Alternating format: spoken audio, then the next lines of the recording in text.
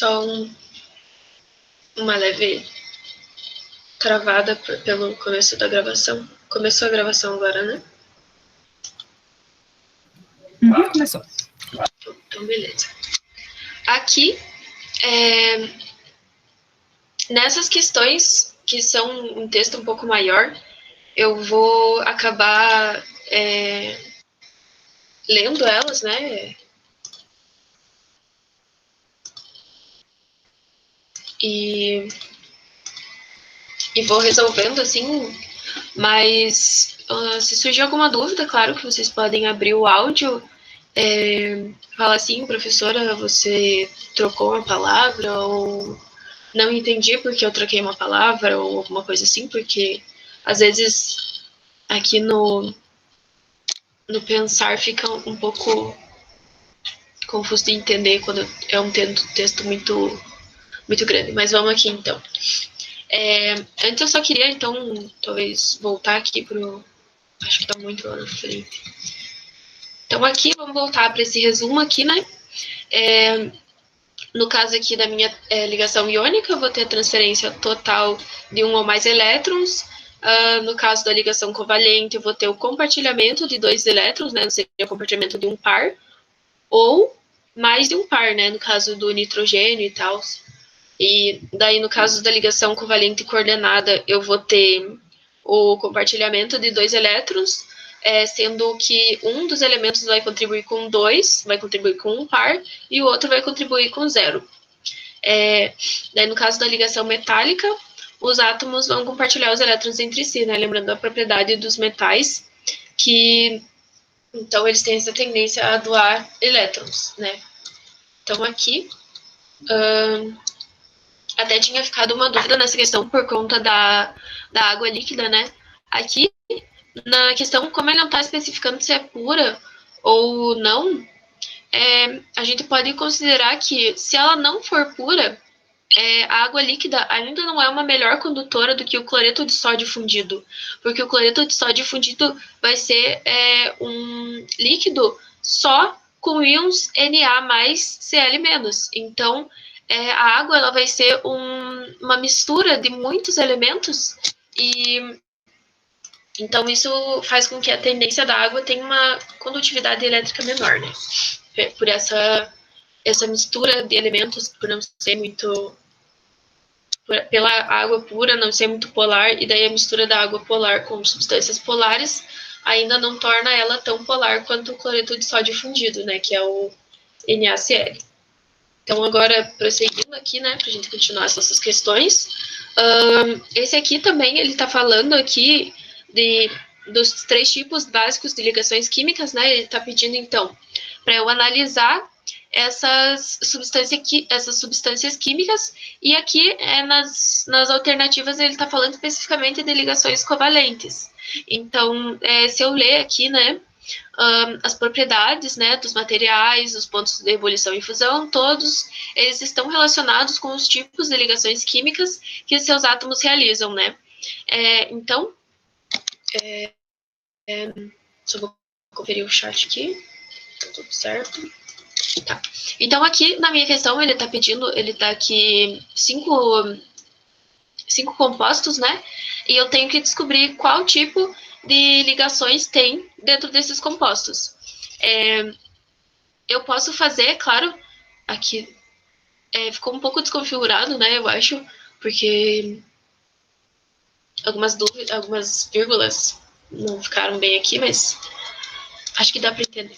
Então, aqui eu escrevi, né, a representação, né, porque essa parte de nomenclatura vocês vão aprender um pouco mais para frente também, né, mas, então, como não é o foco dessa aula, a nomenclatura, eu já trouxe aqui os compostos devidamente correspondentes a cada nome. Então, o cloreto de potássio, né, o KCl, o brometo de hidrogênio, o gás carbônico, o etanol e o óxido de nióbio 5.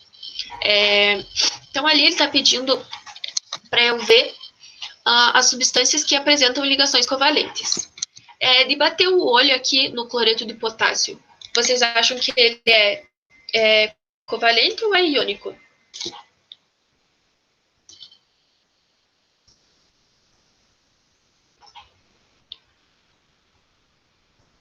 ele é iônico.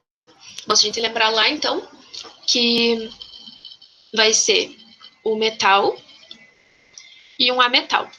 E isso, então, me dá um composto iônico. Alguém pode me dizer, então, do brometo de hidrogênio, né? Se ele vai ser iônico ou covalente? Ele vai ser covalente, porque eu tenho, então, a ligação de um ametal com outro ametal. Aí aqui, no caso do gás carbônico, o que vocês acham?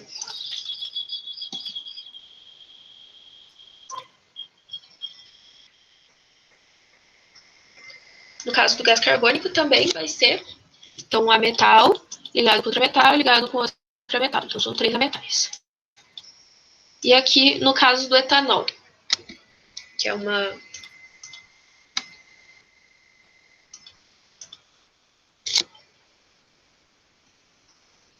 O que vocês acham no caso do etanol ali?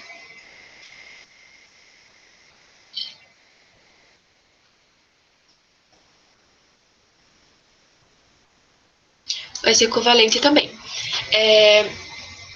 Aqui, no caso do etanol, por ele ser uma molécula um pouco maior, ele deixa muito confuso. Mas se a gente olhar aqui na fórmula molecular dele, a gente pode ver que não tem nenhum metal na fórmula molecular dele, né? Então, só isso a gente já consegue observar aí que tá...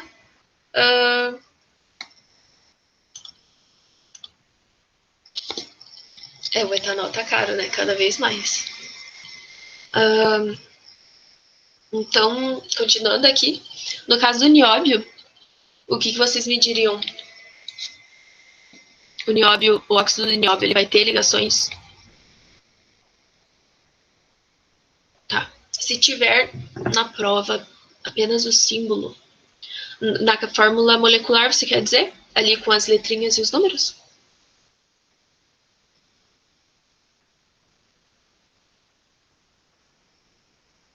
Então, existem compostos, né? Que no caso, talvez a questão te dê. Bom, no caso do brometo de hidrogênio, tá, vamos ver. Eu não sei te dizer porque não é bem uma regra, sabe? Mas existem aqui algumas formas, então, que você vai observar. Por exemplo, que tem alguns metais que a gente já está acostumado. Tipo, a gente já sabe aqui que o hidrogênio ele não é um metal. Então, o meu metal ele nunca vai ser o ânion. E o ânion ele é sempre... então, a minha substância, se ela fosse uma substância iônica, né, no caso do... não vou usar o exemplo errado, vamos usar o KCl. Se eu fosse um composto iônico, o metal ele sempre vai estar por primeiro. Aí, se você tiver qualquer substância que comece com H e termine com outra coisa, o que está aqui sempre vai ser um ametal, né? Então, sempre que começa com hidrogênio, sempre vai ser uma ligação covalente, né? Porque, no caso dos ácidos e tal, eu posso ter também o HI, né? Que é outro ácido. Como começa pelo H, aqui não vai ser uma ligação iônica porque o hidrogênio ele não é um metal. E o cátion sempre vem por primeiro, né? Primeiro é o cátion, depois é o ânion. Então, eu sempre vou observar quem que está vindo primeiro. Se aqui tiver um ametal, e aqui ele vai ter sempre um ametal, né? Aqui um pouquinho mais ou menos. Aqui é o menos, tá? Parece uma rabisco, mas é o menos. Aqui, no caso, sempre vai estar o meu cátion. Então, aqui para observar o brometo de hidrogênio, né? Eu observo que ele não é um metal, então ele não forma uma ligação iônica. Mas é claro daí que tem os outros exemplos, né? Porque aqui eu posso ter, por exemplo, o rubídio, né? O rubídio é um metal da família 1A. E eu posso ligar ele com cloro, né? E como é que eu vou saber que o rubídio é um metal? Olha, eu não tenho uma fórmula mágica de saber isso, mas provavelmente em questão de vestibular eles vão te dar algum dado. Por exemplo, se ele te dá Vamos ver. O número atômico, né? Vamos dizer, o rubídio, o número atômico do rubídio é 37. Aí você vai fazer a configuração eletrônica do rubídio e vai ver, tipo, se no caso da questão ele te der o número atômico, você vai fazer a configuração eletrônica, né? Vai fazer lá 1s2, 2s2 e tal.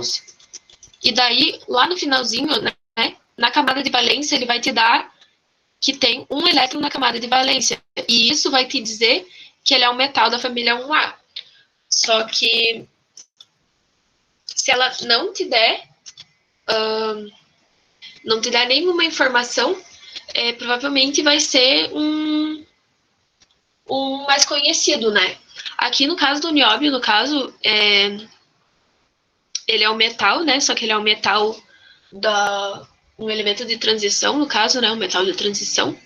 Mas mesmo assim, como ele é um metal de transição, ele não vai fazer predominantemente ligações covalentes. Então, mesmo que ele não seja da família 1A, 2A ou 3A, ele não vai fazer uma ligação predominantemente covalente. Só que, como que eu vou observar isso? Bom, tem talvez a forma por exclusão, né? Você vai observando aqui, ó.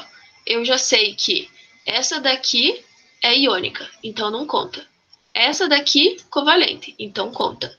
Essa aqui, covalente, também conta. Essa aqui também conta. Aí você vai lá nas suas questões e você vai olhar em qual questão que ele está dizendo 2, 3 e 4. Então, eu vou aqui pegar o 2, o 3 e o 4. Aí você vai chegar nessa incógnita, né? Aqui, então, ó, 2, 3 e 4 tem na minha letra C. E 2, 3 e 4, ó, então cheguei na C e cheguei na E. Daí, como que eu vou saber que isso aqui é um metal? Bom, eu acho que no caso da UDESC, ela libera a tabela periódica, não sei se alguém sabe me dizer. Alguém sabe me dizer se ela libera a tabela periódica?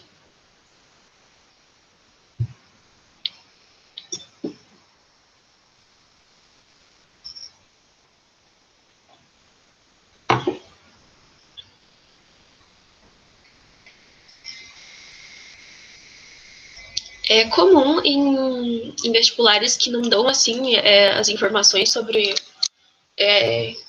cada elemento, eles geralmente dão alguma tabelinha. Na UFSC eu acho que ela dá a tabelinha, alguma coisa assim. Só não lembro se ela dá a tabela periódica. Só que daí tem algumas coisinhas, tipo, ó, eu lembro que tem frases também, tudo por frases, assim, né? Então, o lítio, sódio, potássio. Só que eu acho que não tem muito como ajudar vocês, assim, você sabendo a camada de valência, quantos elétrons tem na camada de valência, você sabendo em que família que tá, você sabendo. Vamos ver. Talvez até o ponto de fusão e condutividade, algum detalhezinho, provavelmente a questão vai te dar se não for um desses vestibulares que dá tabelinha, né? No caso da UDESC e da UFSC, eu acho que eles dão. Então, aqui, continuando, né? Como eu tinha falado, o nióbio ele é um metal de transição, então, mesmo que ele não esteja na família 1A, 3A e 2A, ele tá na 5B, ele está na família 5B, né?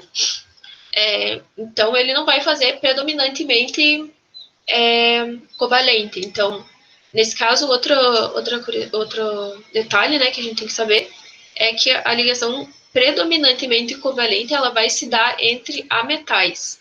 Então, qualquer tipo de metal que eu tenha ali, ela não vai ser covalente, né? Daí aqui, a gente vai descartar a letra E e vai sobrar a letra C pra gente, né? Que então vai ser a resposta. Eu acho que isso, sobre a tabela periódica no vestibular da UDESC e da UFSC.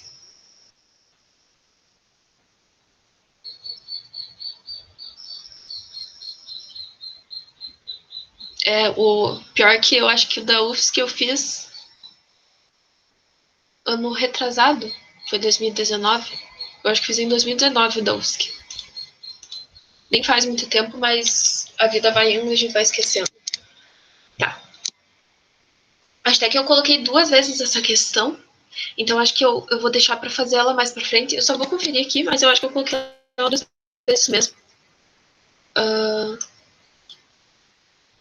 Só que eu coloquei acho que uma segunda vez que ela tá mais completa até. Deixa eu ver. Eu também trouxe a questão 2 da lista, né? Que a gente acabou. Eu coloquei mesmo essa questão aqui depois, então nós vamos resolver ela depois, né? Que vamos passando para frente, né? Então aqui ele está perguntando sobre as ligações do dióxido de carbono, né? O gás carbônico. Ele está me perguntando como que ele está ligado, né? Se vocês observassem essa molécula, vocês diriam que eles estão ligados, então, por quais tipos de ligações? Qual alternativa vocês clicariam?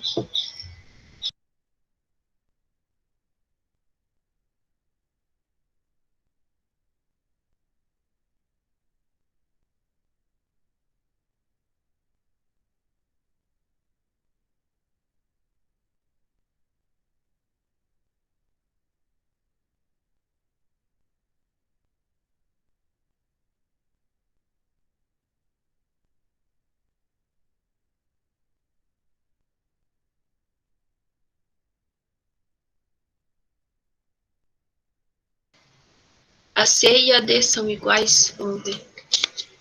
A C está falando 4 ligações covalentes polares. A C e a D, 4 ligações covalentes polares duplas. 4 ligações covalentes. São 2 iguais. Não sei o que aconteceu aqui. Mas então considerem qualquer uma das duas, né? Tá. Mas tirando esse pequeno erro técnico, qual vocês escolheriam como a correta, então?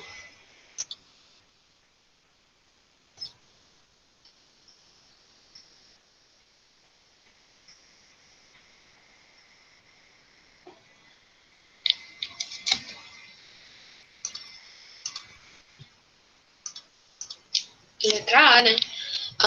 Então, né, eu tenho 2 ligações.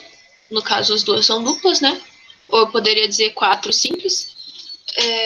Mas aqui na questão ele está falando como duplas, né? Então vai ser por 2 ligações covalentes polares duplas, né?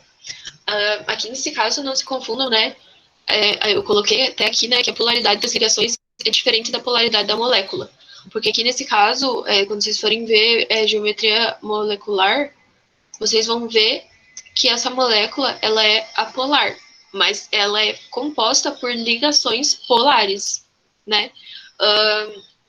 Eu estava pesquisando para vocês, né? E na UFSC e na UDESC, eles comem bastante esses detalhezinhos, né? É sempre então interessante a gente ir lembrando aos pouquinhos, né? Que, por exemplo, saber então que aqui é polar, mas no conjunto é apolar. E vocês vão ver isso bem melhor em geometria molecular, né? E vocês vão compreender melhor então essa geometria linear. Talvez vocês até lembrem que já aprenderam isso, não sei. Tá. Ficou alguma dúvida nessa primeira parte?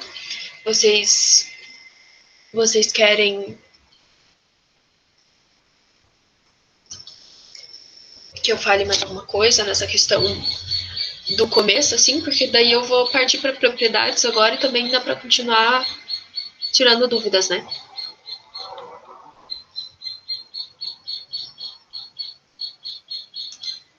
Bom, então, e agora? Eu tenho esse conhecimento.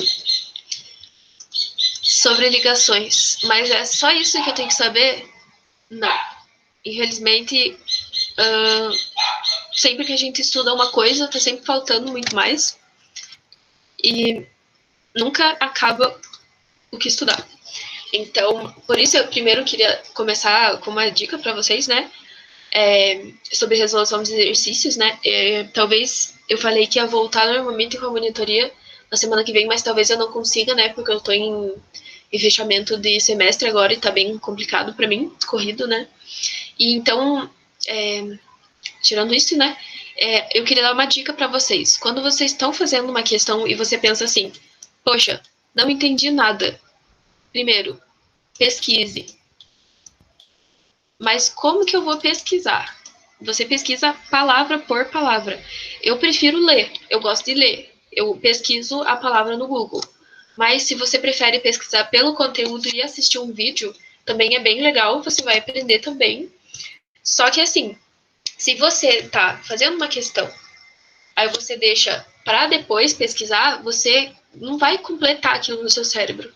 Então tem duas alternativas. Ou você vai esquecer, ou você vai lembrar daqui 2 meses que você não pesquisou e que devia ter pesquisado. E nenhuma dessas opções parece ser muito útil para estudos, né? Então, quando você está fazendo a questão e você acabou de ver que não lembra daquele pedaço, se é uma dúvida simples, você pesquisa pela palavra. Se é uma dúvida do conteúdo, você pesquisa pelo vídeo, né? E também a gente, na monitoria, a gente tenta, assim, explicar bem, assim, mas é difícil a gente, por exemplo, fazer uma aula na monitoria, porque vocês chegam com a dúvida e a gente tenta simplificar ela. E às vezes fica muito confusa essa forma simplificada e é melhor vocês assistirem tudo de novo. Então, se vocês precisarem assistir as aulas que já passaram de novo, nunca deixem de fazer isso. Então, aqui está o meu e-mail, né? Caso vocês precisem, então, resolver alguma dúvida, alguma questão em um momento, assim. Eu não garanto uma resposta instantânea, né? Mas eu vou, então, talvez encontrar uma maneira de explicar para vocês mais simplificado do que vocês encontram às vezes na internet, né? Porque nosso dever como professores é também facilitar os conteúdos para vocês. Então, se você fez essa pesquisa, você achou uma resposta, mas você não compreendeu aquela resposta, você também pode vir na minha direção, né? Pode me enviar um e-mail e eu vou tentar resolver esse teu problema. Então, aqui, eu queria começar falando um pouco sobre os compostos, né? Não se assustem. Mas por que eu trouxe isso? É mais por uma questão visual, né? Eu, pelo menos, sempre que eu via esse composto gigante nos vestibulares, eu já me assustava e pensava, pronto, não vou saber responder a questão. Eu não sei se vocês também são assim, mas eu bato o olho e eu penso, meu Deus, é gigante, o que eu tenho que fazer com isso? Na questão da UFSC, né, eles pegam esses compostos gigantes, então, e colocam lá, e daí eles vão fazer, né, 1, 2, 3, daí diga qual que tá correta, né, quais questões que estão corretas, aí você tem lá o 01, 02, 04, né, e tal, daí vai. E às vezes, ele só tá falando sobre os tipos de ligações. Então, se você observar aqui, muitas moléculas, né? Na verdade, só as moléculas são covalentes, no caso. Só lembrando, então, que compostos iônicos, compostos metálicos e composto molecular ou molécula. Então, nunca chamem um composto iônico de molécula, tá errado. Uma molécula é somente um composto molecular composto por ligações covalentes. Beleza? Eu quero que isso fique bem claro para vocês. Basicamente, eu trouxe isso aqui só para visualizar mesmo, né? Que aqui eu tenho substâncias, elementos ametais, né? E isso já vai me dar, então, um composto molecular, né? Uma molécula. A minha molécula, então, ela vai ter essa característica, né? Que só vai ter ligações covalentes. E Aqui eu também trouxe outro exemplo, né? Aqui também é uma molécula covalente, porque ela é uma molécula, né? Porque ela só tem ligações covalentes. Então aqui vocês podem ver várias, né? E aqui que chega aquele detalhezinho, né? Isso é um material anfifílico, né? Porque ele tem uma parte apolar e uma parte polar. Geralmente é assim, né? Por exemplo, o detergente, né? O sabão, eles são assim, eles têm uma parte apolar para interagir então com as gorduras e uma parte polar para interagir com a água. Essa parte polar, então, como vocês podem ver, ela tem uma ligação iônica aqui, né? No caso, o sódio ligado com o oxigênio ali. Espero não ter assustado muito vocês. Era basicamente isso que eu queria falar, né? Aqui eu tenho outros exemplos. Aqui é um sal orgânico, né? Eu não lembro bem de cabeça qual ácido que é esse, né? Mas então é uma reação de neutralização, né? Que vai me resultar em um sal orgânico. Aqui, essa é a parte, então, de ligação iônica no sal orgânico. Essa aqui, então, é uma base, né? E também é legal lembrar que é um hidróxido, né? E essa base, ela tem ligação covalente e ligação iônica. Por exemplo, aqui, ó. Como vocês sabem, né? A gente representa isso aqui como um íon, né? Mas essas duas moléculas estão ligadas, né? Então, eu também quero falar um pouquinho sobre íons. Até eu tenho que cuidar com o horário hoje, né? Pra eu não me embolar aqui, porque eu trouxe muitas questões, talvez um pouco gulosa. Mas aqui, então, eu vou ter dois íons, né? O meu íon OH.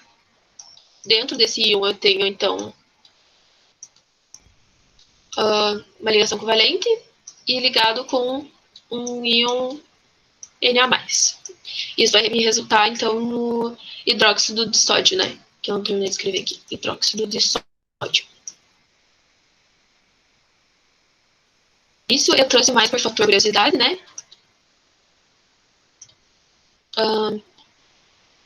Eu também não quero que vocês, às vezes, se assustem com esses tamanhos de moléculas. Então, aqui eu trouxe mais uns exemplos, né? Aqui, mais uma molécula, então, que é composta por ligações covalentes, porque ela não tem metais. Aí aqui, né, é uma explicação do que é uma substância anfifílica, né? Acho até que é anfótera também, que chamam, mas eu não tenho certeza, só tenho certeza do anfifílica. Aqui, anfifílica, né? Então, vai ser uma região hidrofóbica, vai ser apolar, vai interagir, então, com a gordura, né?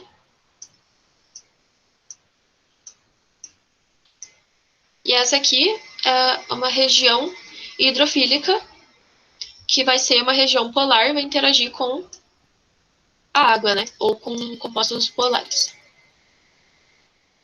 Então, de exemplo disso, eu tenho, então, o sabão e o detergente.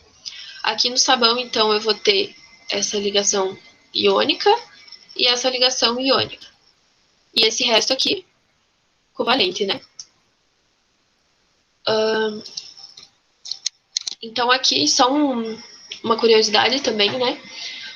Por que esse pedaço apolar interage com a gordura e por que esse pedaço polar interage com a água? Bom, a gordura, ela é apolar e a água, ela é polar.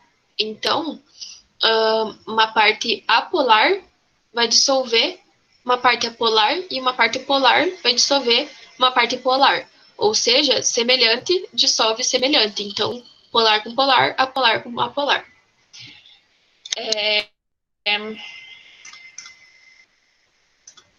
Acho que era isso que eu queria falar nessa parte, né? Também trouxe um pouquinho sobre hidrogênio. Vocês lembram que eu tinha falado que hidrogênio, ele não é considerado nenhum metal, nenhum ametal? porque ele tem características únicas. Então, eles fizeram vários estudos, né? Eu não lembro o nome do cientista agora, mas foi feito vários estudos com hidrogênio, né? Ele é acho que o elemento mais abundante na Terra, né? Se eu não me engano, eu acho que era isso, o que eu li. E a partir dessas características únicas que eles encontraram, o hidrogênio ele pertence à família 1A, mas ele não pertence às características dessa família. Então ele fica lá, né? Na verdade, você também pode representar ele em qualquer outro lugar da tabela periódica, porque ele tem as suas próprias características, né? Outra curiosidade também é que ele é pouco reativo, né, nas CNTP, né, condições normais de temperatura e pressão. Mas sob condições favoráveis, ele vai reagir, então, com a maioria dos elementos. E, então, mais uma curiosidade aqui é que o hidrogênio, né, ele é quase insolúvel na água, e outra curiosidade é que ele é encontrado como esse elemento aqui, né, o hidrogênio elementar, né, ele é encontrado dessa forma na natureza. Ele não é encontrado sozinho, né, ele não é estável assim, ele não é encontrado sozinho dessa forma. Então, continuando. Agora nós vamos falar sobre as propriedades, né? Os compostos iônicos, então, eles vão formar cristais. Se vocês pensarem no sal grosso, né? O sal grosso é até mais visual, que você vê um cristalzinho de sal. E isso é uma característica iônica, né? Porque se a gente pensar no nível molecular, a gente vai dizer assim, NaCl, né? Só que como isso é muito polar, né? Tem características muito bem definidas, isso vai se juntar com vários outros, né? Ai, peraí. NaCl. Então você vai ter um cristal cheio desses compostos, né? Então o cristal é toda essa atração, né? Que vai ter entre todos esses elementos e por isso eles vão ficar juntos e formar um cristal. Esse cristal, ele é chamado então de retículos cristalinos, né? Outra propriedade, então, dos compostos iônicos é que eles vão ser sólidos em condições de 25 graus e pressão atmosférica, né, uma atmosfera. Eles vão ser duros e quebradiços, né? E eles vão possuir pontos de fusão e ebulição elevados. O que isso quer dizer? Que a temperatura para ele ficar líquido é alta e a temperatura para ele ebulir é alta também. Então, a justificativa para isso, né, é que você precisa fornecer uma grande energia para quebrar essa ligação entre esses compostos nesse cristal. Então, aqui, né, tem o cloreto de sódio, né, o ponto de fusão dele é 801 graus e o ponto de ebulição 1413 graus Celsius, né? Então, aqui eu trouxe mais um resuminho, né? Talvez vocês já estejam até cansados, mas eu acho que eu esqueci de falar na aula passada sobre o que eu faço quando eu encontro um composto, por exemplo, o óxido de magnésio, né? O MgO. Porque lá eu vou ter que o magnésio é 2+, e o oxigênio é 2-, né? O que eu faço com isso? Eu vou escrever Mg2O2? Não. A fórmula mínima é justamente a menor proporção, né? E aqui eu posso dividir por 2. Porque os dois, eles têm 2, né? Então vai ficar MgO na minha fórmula mínima. Aqui eu tenho também a representação de algumas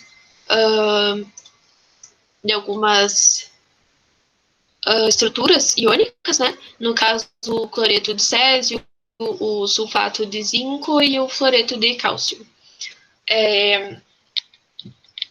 Eles são encontrados, então, nesses pozinhos, né? Cada um com a sua cor característica.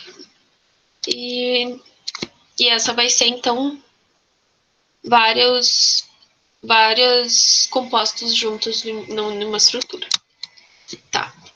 Então, eu já tinha comentado sobre que eles são condutores de corrente elétrica quando eles estão fundidos ou quando eles estão dissolvidos em solução aquosa. Então, aqui só está retomando isso, né? Então, outro negócio bem interessante de entender também é que vocês lembram que eu falei que eles estavam juntos por atração eletrostática, sobre os compostos iônicos estarem juntos por atração eletrostática? É justamente quando eu colocar eles em solução aquosa, essa atração eletrostática ela vai ser quebrada, né? Então, por isso que vai ficar uma solução cheia de íons, né? Então, imagine que tem vários aqui, mais, menos, mais, menos. Então, eu vou ter vários íons em solução aquosa, né? E isso vai justamente permitir a minha condução de corrente elétrica. Então, na questão de solvente, né? Como que eu vou dissolver um composto iônico? O melhor solvente considerado é a água, né? Então, eu vou pegar lá cloreto de sódio mais água. E ele vai se dissolver aqui, né? Só que eu não posso esquecer que sempre existem exceções, né? Então, aqui eu trouxe algumas exceções, né? No caso, o carbonato de cálcio, o carbonato de estrôncio, o carbonato de bário e o cloreto de prata, né? Que eles são praticamente insolúveis em água. Então, quando na questão lá ele vier falando em regra que todos os compostos iônicos são solúveis em água, já pense, tá errado. Por quê? Porque tem alguns que são insolúveis. Então, mesmo que os compostos iônicos eles tenham características muito bem definidas, como ponto de fusão e ponto de ebulição altos, eles são... E escrevi um B aqui. Manda ver esse B. Ebulição. Então, mesmo que eles vão ter esse ponto de ebulição e de fusão altos, eu ainda vou ter características que são diferentes entre os compostos. Claro que não vão ser tão diferentes quanto os compostos moleculares, mas eu ainda vou ter algumas características que são diferentes. Por exemplo, eu posso ter um sal solúvel em água, por exemplo, o cloreto de sódio, e eu posso ter um sal, um composto iônico insolúvel em água, né, como carbonato de cálcio. Então, no caso dos compostos moleculares, já vamos pensando que aqui é a parte que menos tem regra, porque os compostos moleculares, eles são praticamente todos diferentes. Então, o que eu posso dizer para vocês? Por exemplo, a maioria desses compostos moleculares, eles vão ser usados como isolantes. Só que eu vou ter um exemplo de composto molecular que ele é condutor de corrente elétrica. Então, aqui eu vou ter muitas características diferentes entre os compostos, né? Eu posso ter moléculas que elas são líquidas, que elas são gasosas ou sólidas em temperatura ambiente, né? Então, eu não vou poder dizer que elas são sólidas à temperatura ambiente como nos compostos iônicos. E aqui, no caso, apresentam baixa dureza. Essas características aqui, elas são geralmente uma comparação dos compostos iônicos com os compostos moleculares, né? Então, outra característica vai ser que em solução aquosa ou líquidos, eles não vão conduzir corrente elétrica, tirando algumas exceções, né? Alta tenacidade. O que é alta tenacidade? Alta tenacidade é capacidade de absorver energia sem fraturar, né? Então, quanta energia eu posso colocar nesse meu composto sem que ele quebre. Então, ele vai continuar inteiro e ele está recebendo muita energia, né? Então, também é por isso que eles são usados como solventes, né? Então, aqui nessa característica, a maioria, então, vai ter baixa capacidade de condução de corrente elétrica e de calor. Em temperatura ambiente, eles vão ter características muito variadas. E o mais importante, então, nos compostos moleculares, é lembrar que eles têm características diferentes. Então, a partir dessas características, né, que eles podem ser encontrados em qualquer estado físico, a temperatura ambiente, eu também não vou poder afirmar que eles têm um ponto de fusão de ebulição alto, porque eles são variáveis, né? Bom, mais algumas estruturas que assustam um pouco de olhar, né? Mas elas são basicamente compostos que eu vou avaliar aqui o tipo de ligação que estão fazendo. Nós estamos fazendo ligações covalentes, né? Entre si. Mais o composto, né? O 5-propano, aqui nesse caso. O propeno, a dopamina, né? Um neurotransmissor. Então, aqui, como eu já tinha falado, né, eles são utilizados como isolantes, justamente por essa propriedade de baixa condutividade, né? A maioria tem baixa condutividade. Então, vamos falar sobre esse composto que foge a essa regra, né? Que é o grafite. O grafite apresenta uma boa condutividade elétrica, né? E isso se deve à organização dos átomos dele, né? Vamos imaginar que isso aqui é um monte de grafeno, né? Nesse grafeno vai ter alguns elétrons livres e, como a gente tinha visto brevemente aqui, esses elétrons livres são justamente a característica que justifica essa condutividade elétrica. Ó, aqui o Alan está falando que em alguns anos a tabela é disponibilizada, em alguns outros não. Para o vestibular da UFSC, no caso. Então, é bom a gente estar preparado para todo tipo de cenário, né? E também tem uma característica, né, que em comparação aos compostos iônicos, os compostos moleculares, eles não têm uma dureza considerável, né? Mas aí a gente vai ter mais uma exceção que vai ser o diamante, né? O diamante, ele é no caso, ele é o material mais duro presente no planeta Terra, né? E isso, aqui eu trouxe, então, a organização. Esse aqui, então, vamos imaginar que isso aqui são elétrons, né? Esse aqui é o grafeno, né? Essa aqui é a representação do grafeno. E isso aqui é uma estrutura que conduz corrente elétrica. E essa aqui é uma estrutura muito dura. Então, a partir disso, a gente consegue justamente comprovar o quão diferente podem ser os compostos moleculares, né?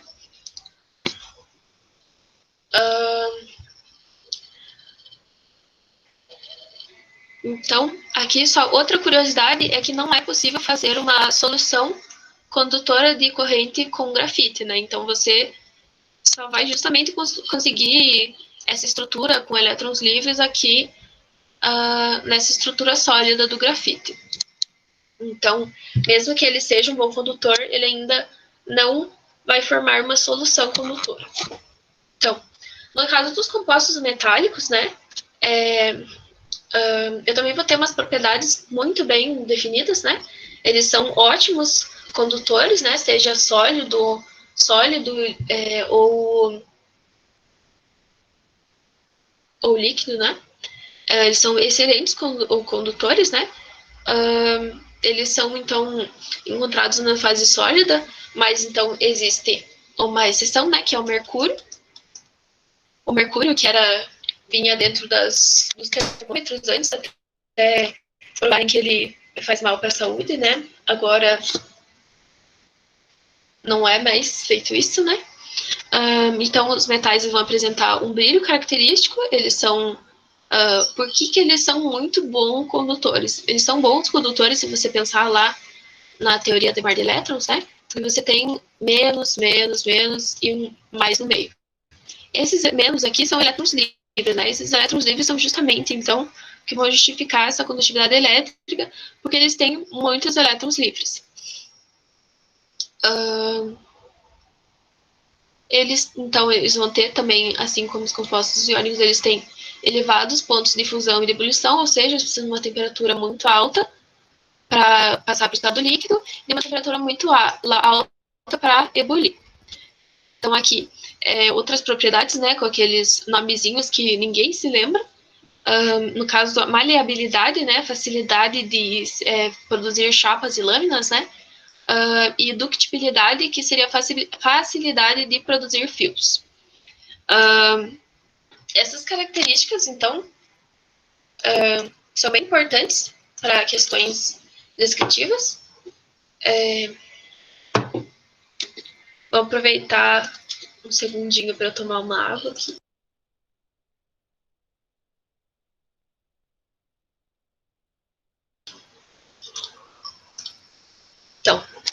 prosseguindo. Então, eu tinha falado na aula passada sobre ligas metálicas, né? Eu esqueci de colocar aqui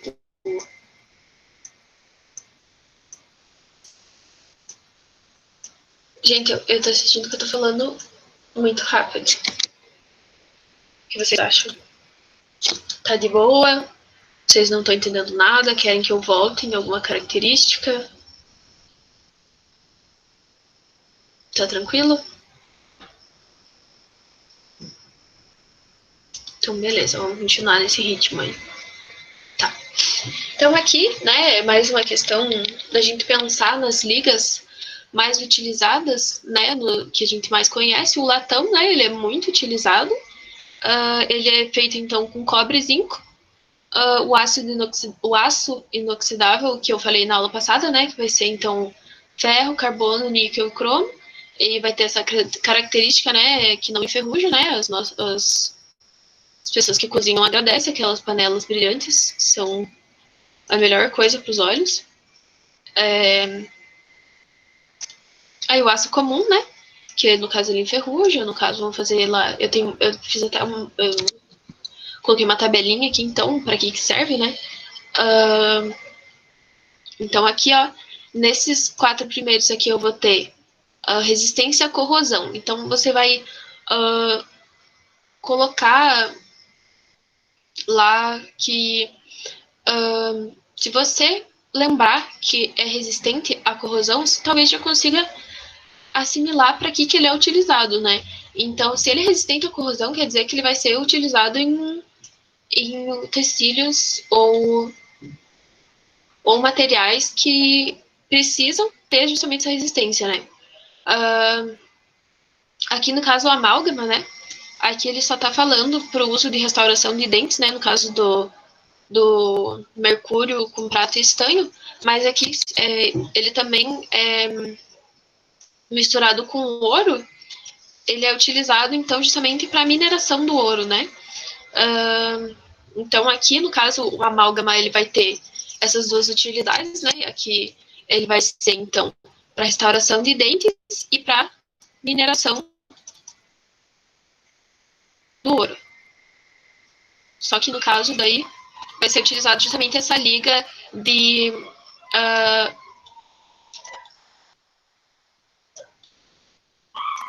mercúrio com ouro.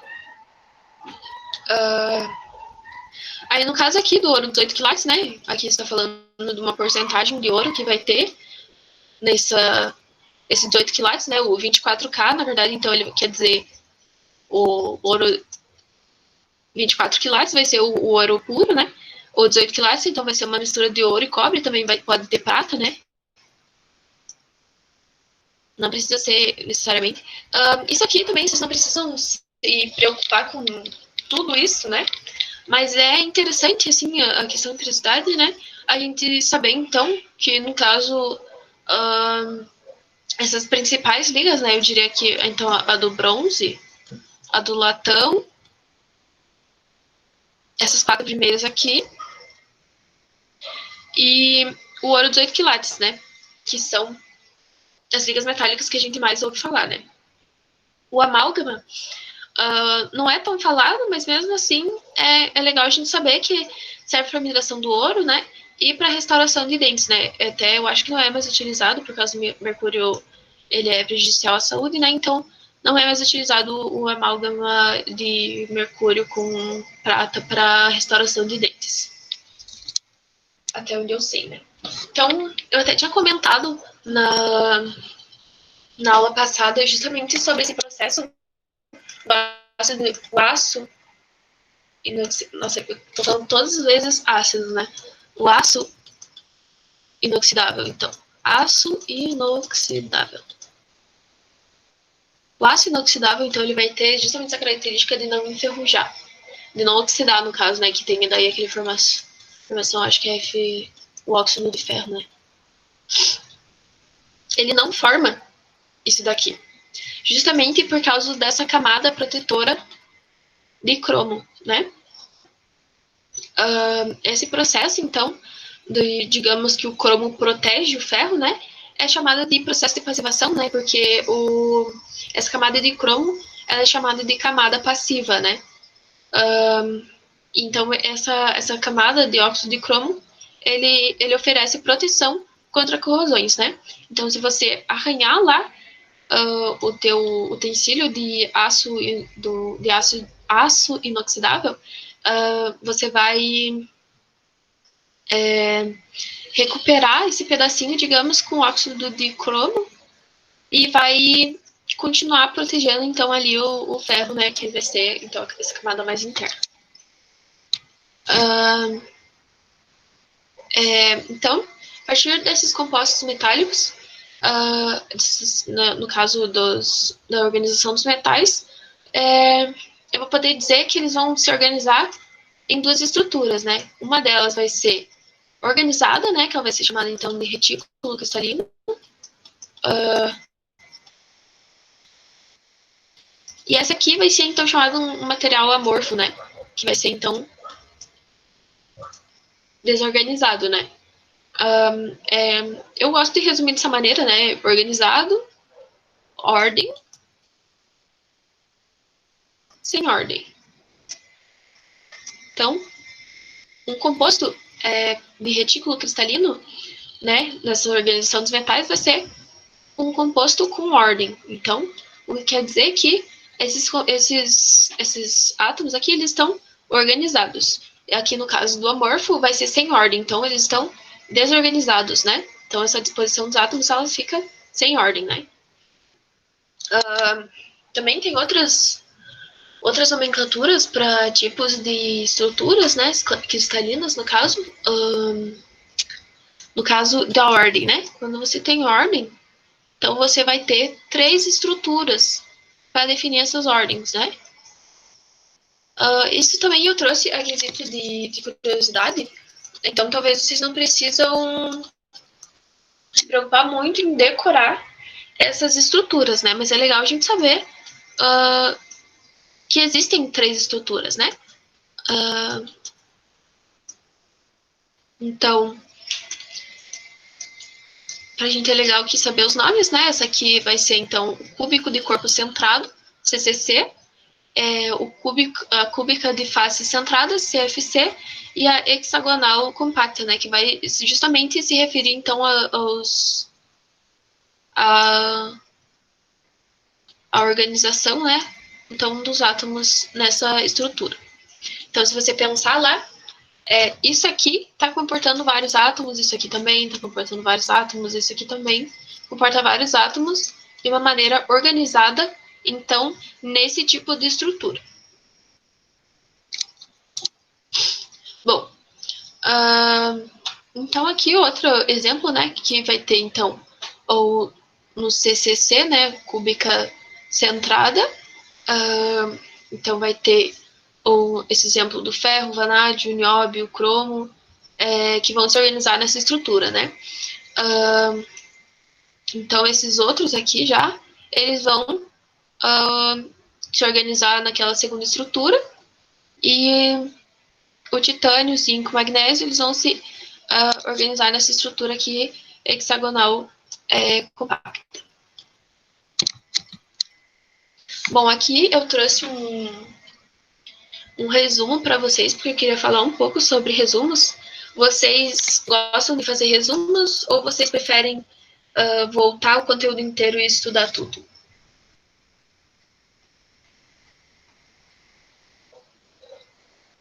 Acho que um resumo é uma coisa bem boa de se fazer.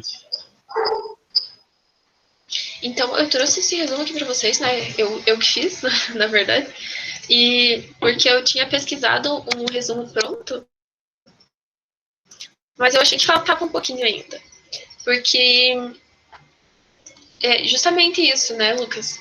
Eles são ótimos para quando você está fazendo exercício, porque você tá lá, você precisa lembrar só de um detalhezinho. Aí você tem que voltar lá no teu caderno inteiro, você tem que voltar lá no livro inteiro. Aí você tá perdido nas suas próprias anotações, por exemplo, isso acontece comigo. Às vezes, eu tô assistindo a aula, eu tô anotando de jeito que eu não entendo depois. Então, eu pego esse conteúdo depois, já direto depois da aula, se eu tenho essa disponibilidade, né? Eu já pego e já vou dispor, então, nesse formato, né? Já vou dispor nesse nesse formato aqui, porque, por exemplo, aqui eu coloquei as principais características, né? No resumo, você vai optar por algumas coisas e você vai optar por tirar outras, né? Então, aqui, justamente, eu optei por colocar algumas e por não colocar outras. Então, eu sugiro que depois que vocês terminarem, então, a aula de hoje, vocês façam resumos, assim como nas outras próximas aulas, né? Vocês façam resumos sobre cada matéria, né? E tenham disponível de fácil acesso para vocês enquanto vocês estão resolvendo exercícios, para vocês já conseguirem agilizar esse processo, né? Porque às vezes perder tempo pesquisando tudo de novo é uma perda maior de tempo do que justamente perder esse tempo fazendo resumo. Pelo menos é o que eu acho. Mas isso vai de cada um também. É só uma dica que eu acho interessante, né? E daí eu coloquei um antes e um depois, né? O antes, que eu fiz de lápis, e o depois, que eu fiz colorido.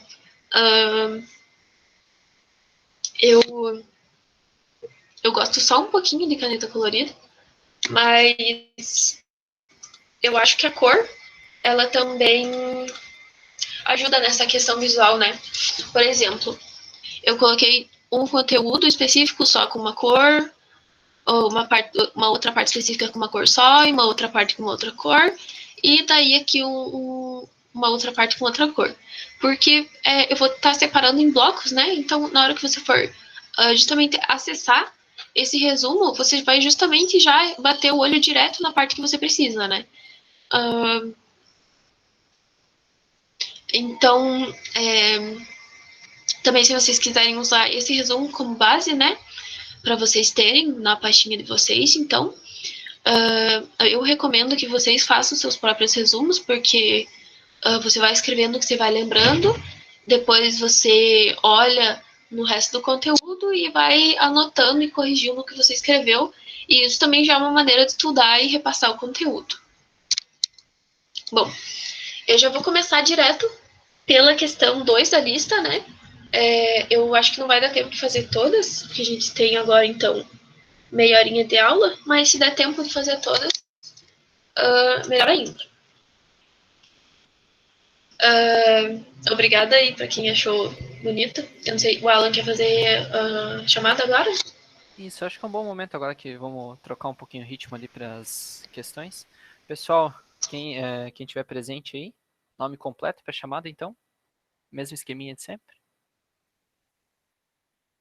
E daí agora só seguir normal. Então vamos continuando. Essa questão aqui, eu acho uma questão interessante eu ir fazendo e vocês irem prestando atenção, porque na verdade é uma questão que envolve muitos conteúdos, né? Ela não envolve só o conteúdo de ligações químicas, ela também vai envolver um pouquinho de estequiometria, ela vai envolver sobre essa parte da tabela periódica, né, que vocês já viram, e de uma reação de neutralização. Então, aqui, ele está me dizendo, então, que toneladas de carbonato de cálcio foram apreendidas e esse material poderia estar contaminado e provocar danos graves à saúde, né? A carga estava sendo levada para a região Nordeste e aqui também está dizendo que é um sólido branco empregado na fabricação de sabão, vidro e porcelana e como agente tamponante na produção de hidromel e vinho. Tá.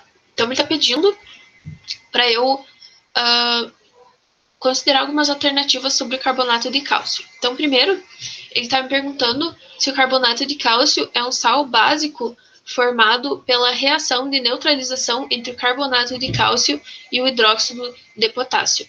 Tá. Então, está basicamente dizendo que isso aqui, mais isso aqui, vai formar o carbonato de potássio. Alguém aí sabe me dizer se isso acontece? Acho melhor talvez abrir o áudio agora por causa da chamada.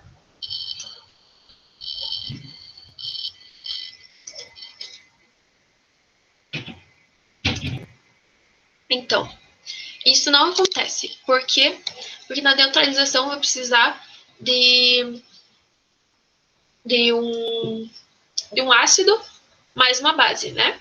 Então, os sais, eles são esse resultado da neutralização, né?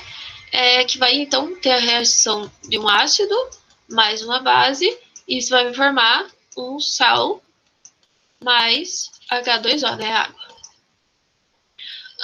Aqui no caso do carbonato de cálcio, aqui falta o CO3, né?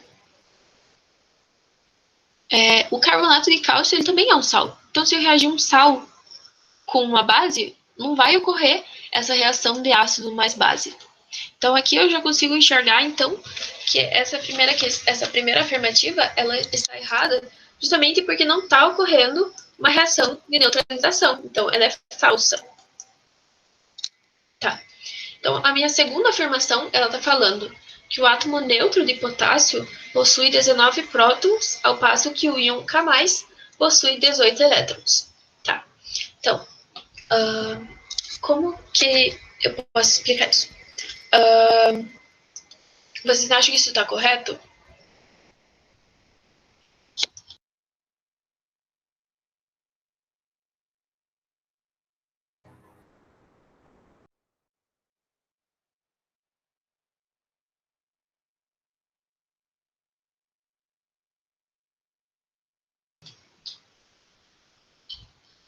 O Eduardo acha que está incorreto?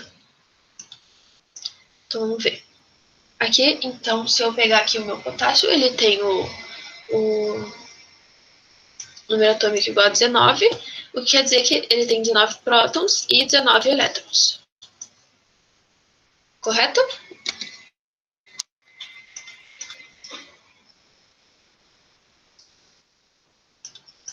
Então, ele está me dizendo que o íon K+, possui 18 elétrons. O que é o íon K+? O íon K+, é justamente, que nem eu tinha falado lá para vocês, o cátion é positivo e ele perde elétrons. E esse meu sinalzinho que ele está se referindo então a quantos elétrons que perdeu. Então ele está falando que o potássio perdeu um elétron, ou seja, vai ser 19 prótons para 18 elétrons. Ou seja, essa questão está correta, verdadeira. Por quê? Porque eu tenho um íon positivo de carga positiva que perdeu um elétron. Lembrando que no estado fundamental ele vai ter 19 prótons e 19 elétrons. Então, se ele perder um elétron, ele vai ficar com 18. Então, seria basicamente essa variação que a gente precisaria fazer. Tá, então agora ele está me perguntando da fórmula mínima do carbonato de potássio. O meu íon carbonato, então se a gente for lá na tabelinha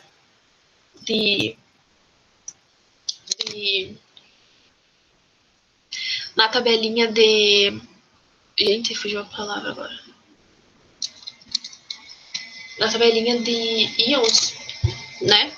O potássio, ele é 1+, e o carbonato é 2-. Qual vai ser a fórmula mínima que eu vou obter? Alguém pode me dizer? Lembrando, então, de como que a gente faz a fórmula mínima, né? Deixa eu colocar mais visual aqui, talvez. Então, eu vou fazer como? Como que eu vou achar o composto mínimo formado aqui? K2CO3. Isso mesmo. Aqui, então, eu vou passar aqui, né? Vou passar aqui. Então, lembrando só, né, para essa questão, a gente precisaria lembrar do íon carbonato, né? Que é o CO3 2-. Esse é um ânion, né? Um íon de carga negativa. Então, meu composto formado seria K2CO3. Se eu voltar lá na afirmação, então, ele está dizendo exatamente isso, ou seja, é verdadeiro. Tá. Agora ele está falando do NOx do átomo carbono presente no carbonato de potássio. Ele está falando que é +2. Bom, a questão do NOx é mais legal vocês verem na aula específica sobre isso, né? Mas basicamente, então, aqui, se eu pegar aqui, na família 1A e 2A, o NOx, ele é fixo, né? Na família 1A vai ser +1, na família 2A vai ser mais 2. Então, aqui no caso, o NOx do potássio vai ser mais 1. Como eu tenho 2 potássios, eu vou multiplicar esse número por 2, né? Aqui no caso, o NOx do oxigênio vai ser quase sempre menos 2. E aqui nesse caso, ele não vai fugir e vai ser menos 2. Então aqui é menos 2 o oxigênio. Só que eu vou ter que multiplicar esse número por 3, o que vai me resultar em menos 6. E aqui agora, geralmente, esse átomo central que sobra, né, esse átomo aqui do meio, ele fica com o resto, né, para ele neutralizar a minha molécula, né. Porque lembrando que eu preciso ter isso aqui igual a 0. Então, se o NOx precisa ser igual a 0, quanto que eu tenho que colocar no NOx central para ficar com 0? Eu vou precisar de mais 4, porque daí eu vou ficar com mais 2, mais 4, menos 6 igual a 0. Então, seria isso que a gente precisaria pensar, né? E aqui, como ele está dizendo que o carbono está dizendo que é mais 2, eu vou dizer que é falso, porque é mais 4. Tá. O átomo neutro de potássio apresenta 2 elétrons na sua camada de valência. Bom, aqui a gente precisaria lembrar, então, que o potássio, ele é um metal da família 1A, e eu, sabendo a família que ele está, eu sei que ele tem um elétron na camada de valência. Então, eu posso dizer que isso é falso. Então, essa questão, então, ele vai falar um pouco mais sobre íons, né? Então, aqui, de novo, ele está falando sobre o carbonato e está falando que é monovalente. Então, vamos observar o íon carbonato. Esse aqui é o íon carbonato e está falando que é monovalente. O que é ser monovalente? Ele está se referindo à carga, né? A carga do íon. E aqui, justamente, ele seria monovalente se esse número fosse 1 menos. No caso, 2 menos, ele é divalente ou bivalente, né?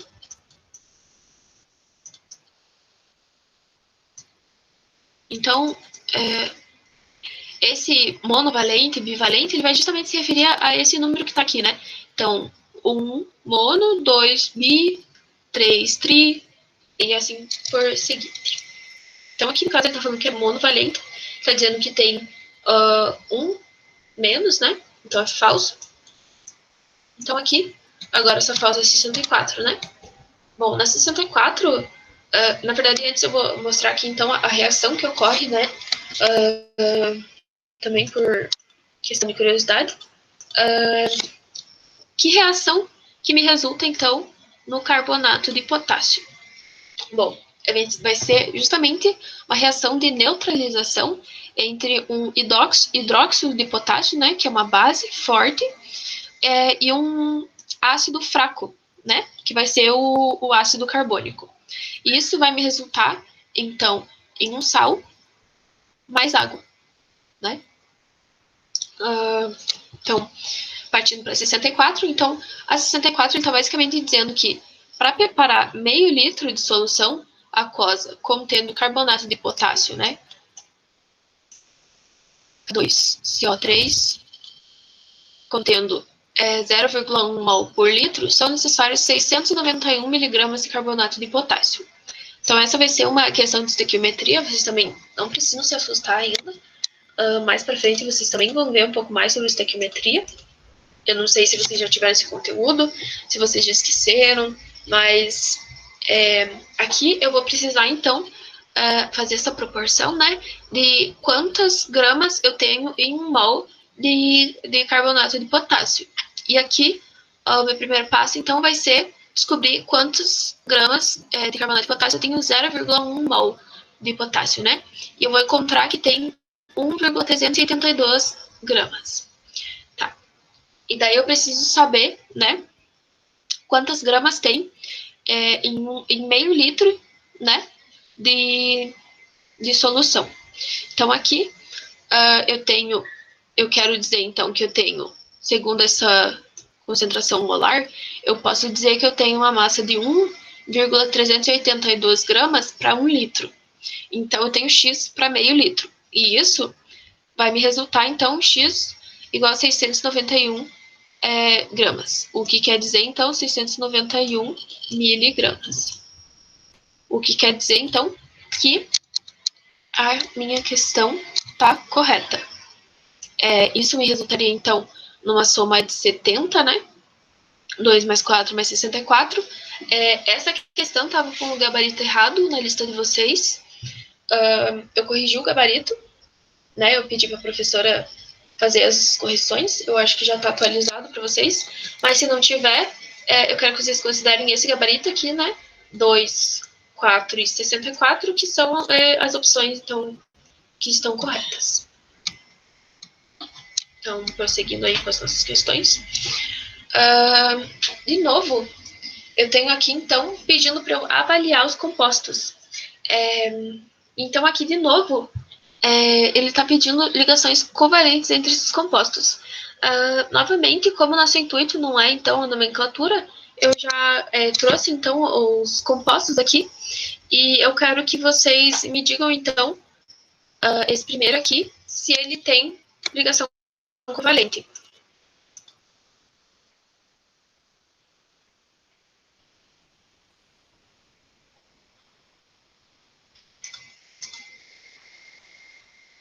Bom, esse aqui também estava na questão anterior, então já posso descartar duas, né? O brometo de hidrogênio também. Não. Ai, gente, desculpa. Eu ia falar uma besteira aqui. Alguém pode me dizer, então, se o brometo de hidrogênio ele tem ligação covalente?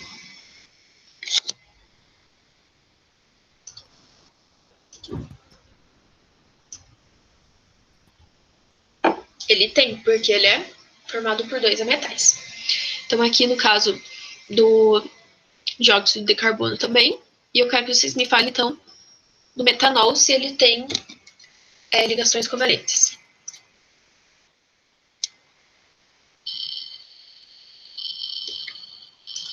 Então, beleza. E aqui no caso do óxido de ferro,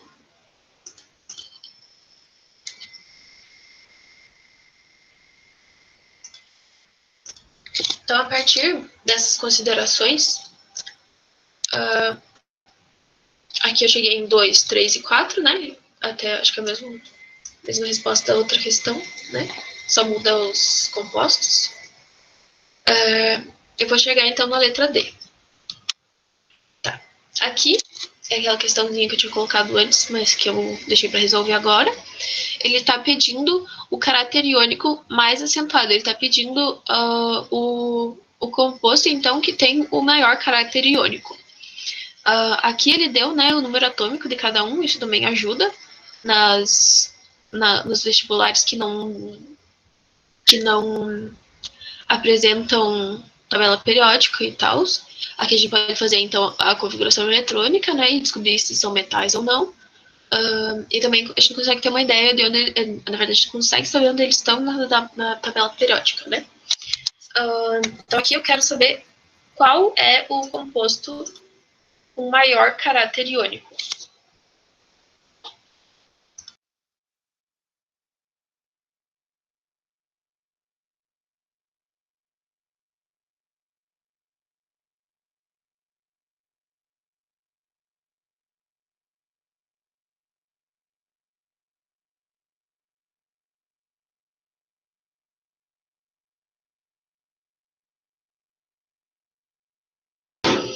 É que eu quero que vocês me digam qual que é o composto com maior caráter iônico. Por isso que eu fechei o áudio.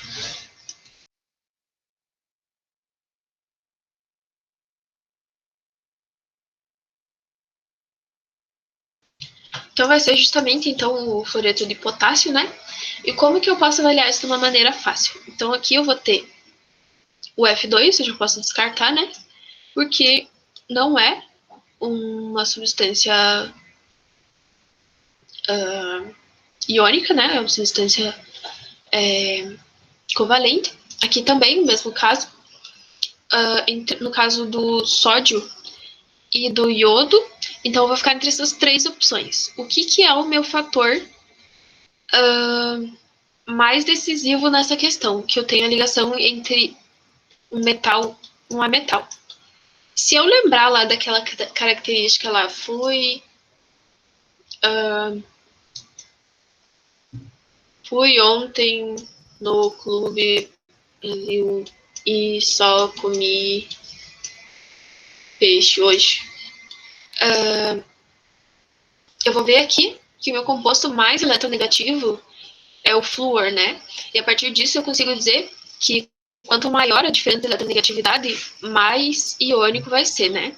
Então aqui eu consigo chegar na letra E justamente por essa característica de eletronegatividade.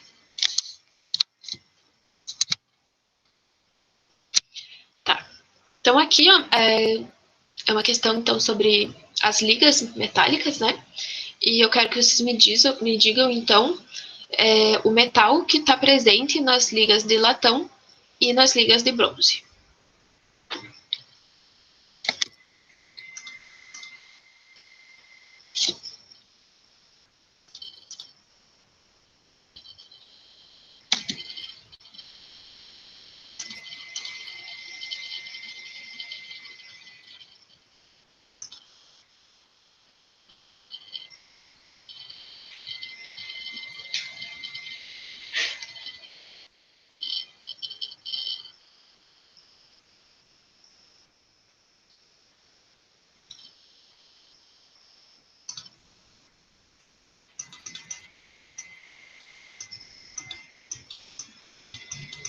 Bom, então a principal diferença que eu vou ter entre o latão e o bronze vai ser o zinco e o estanho.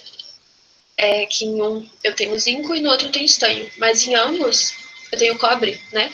Então aqui, acho que vai ser, no caso do latão vai ser cobre com zinco e no caso da liga de bronze vai ser cobre mais estanho.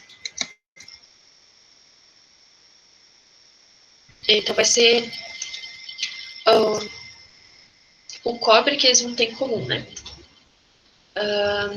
Então por isso seria a letra D.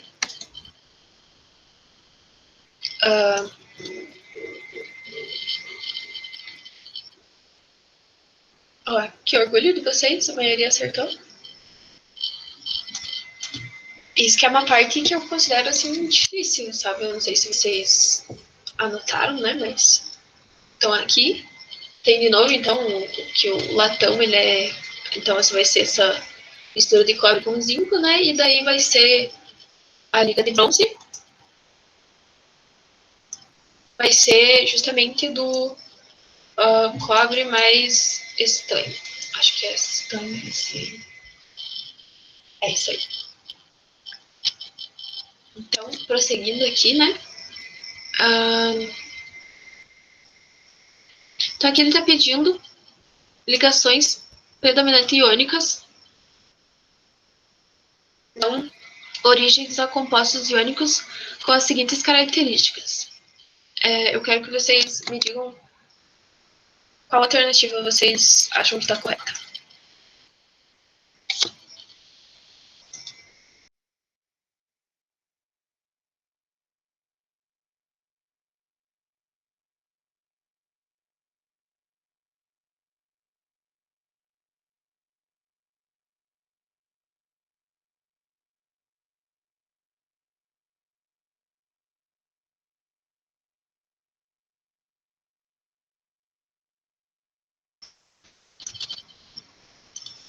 Então, como muitos aí disseram, vai ser a letra C, né? Porque no caso dos compostos iônicos, né? Eles não conduzem eletricidade no estado sólido, mas quando eles estão dissolvidos ou fundidos, eles são bons condutores, né? Bom, aqui, então ele está pedindo para eu avaliar cada substância separadamente. Eu quero que vocês já me escrevam aí no chat qual que vocês acham, qual que é a resposta, né?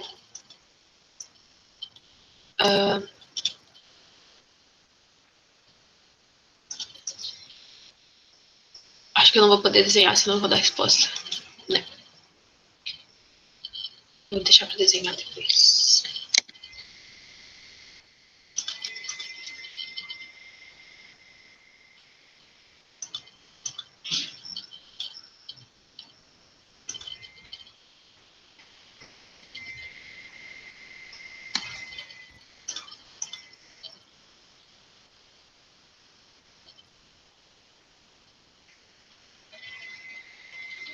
Bom, então aqui vocês estão dizendo, né, letra A, então vamos avaliar. Então, no primeiro caso aqui eu tenho CO2, né, que vai ser só moléculas ametais, né, isso já me diz que é covalente, então eu vou tirar aqui duas opções. Aí, então vou vir para o óxido de cálcio, né, que vai ser um metal mais um ametal, né, que vai me trazer uma ligação iônica. Então eu já vou tirar aqui a letra E a letra B. E só vai, a partir do óxido de cálcio, só vai me sobrar a letra A. Mas então vamos pensar também nesse carbono, nesse fluoreto de césio. Aqui, no caso, ele está perguntando de um carbono ligado a vários carbonos, né? Então aqui eu teria uma estrutura bem grande, né, de carbonos. Por exemplo, grafite ou diamante, né? Que vai ser ligação extensa entre carbonos, né? E daí aqui ele está me dando um metal e um metal, então vai me caracterizar também uma ligação iônica, né? Então, resultando na letra A. Então, aqui é mais uma questão de liga metálica, né? Ele está me perguntando qual liga metálica é utilizada, então, na mineração do ouro, né?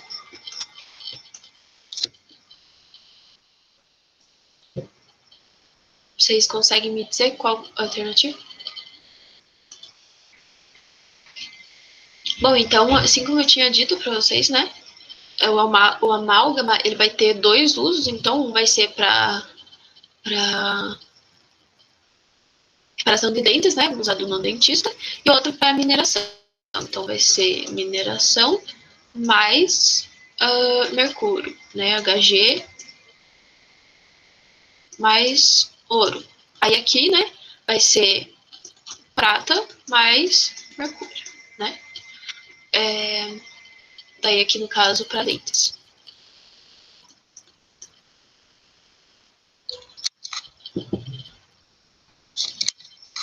Tá. Então aqui de novo, eu acho que eu vou pular essa pela questão de tempo, né? Mas eu quero que vocês tentem fazer, né? Eu acho que eu tenho mais umas questões da lista que eu acho mais interessantes, é aproveitar os nossos últimos 5 minutinhos de aula. Mas eu vou liberar esse slide agora, depois que acabar a aula, eu já vou liberar. Tem mais algumas questões, né? Todas com gabarito. Tem algumas questões, então, diferentes da lista. E daí eu vou estar disponibilizando isso para vocês. Eu vou pedir para o Alan colocar lá. Eu quero essa aqui da lista, que chama tabelinha. Essa aqui é muito legal. Ele está falando especificamente sobre ponto de fusão e ebulição e condutividade elétrica. Então, ele está pedindo para eu analisar as propriedades físicas e, a partir disso, eu dizer qual tipo de composto que eu estou me referindo, né? Vocês lembram que eu tinha falado que tem alguns compostos, então, que eles vão ser isolantes, independente da temperatura, né? Independente da situação deles, né? E vai ter alguns compostos, então, né? Que, dependendo do estado físico deles, eles vão conduzir corrente elétrica. E tem alguns compostos, então, que eles vão ser condutores independente do estado físico, né? Eu quero que vocês observem bem essa questão, né? E me digam qual que vocês acham que é a resposta, né? Se eu tenho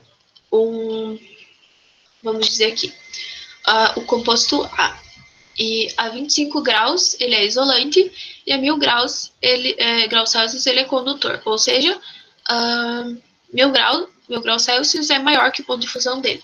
Ou seja, a que tipo de composto eu estou me referindo.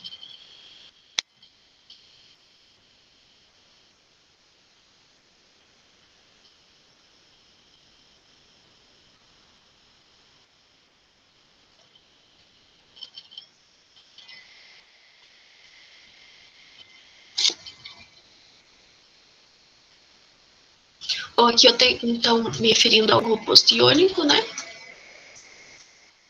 Justamente por essa característica de quando ele passar para o estado fundido, ele vai ser condutor, né?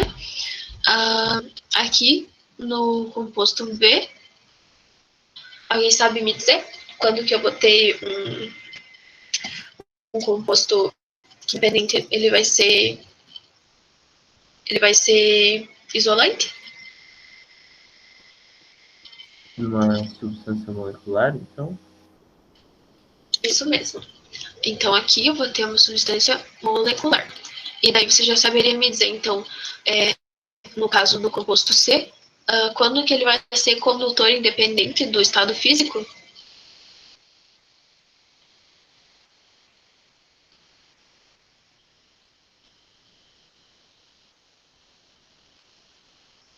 Aqui, então, vai ser um metal. Né? Lembrando aqui que eu tinha falado, né, que os pontos de fusão e ebulição dos metais são muito altos. Então, aqui, na verdade, 1000 graus Celsius, ele continua sólido, né? Mas, mesmo sólido, ele está conduzindo, né?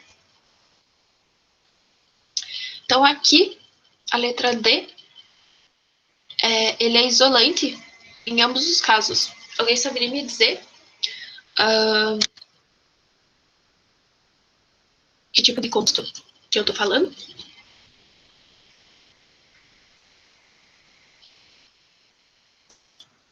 Isso mesmo, vai ser iônico. Bom, aqui é uma pegadinha, né? Porque depois de fundidos, as substâncias moleculares, elas não vão conduzir corrente elétrica, né? Mas aqui nesse caso, ele não chegou a passar para o estado líquido, né? Então ele não está fundido. Então eu tenho um ponto de fusão e ebulição muito alto, né? E vai ser justamente por isso, né, que eu estou me referindo a um composto iônico, né? Que vai me sobrar, então, um iônico molecular metal iônico, que é a letra E. Então, Ô, professora, só eu queria saber o que significa aquele tracinho. Eu passei batido e eu não... O que significa aquele tracinho na tabela? esse tracinho aqui, Isso aí. ele quer dizer que ele não teve outra característica, né? Ele está dizendo que talvez que nem chega a 1000 graus Celsius, né? Que é indiferente. Ah, sim. Entendi.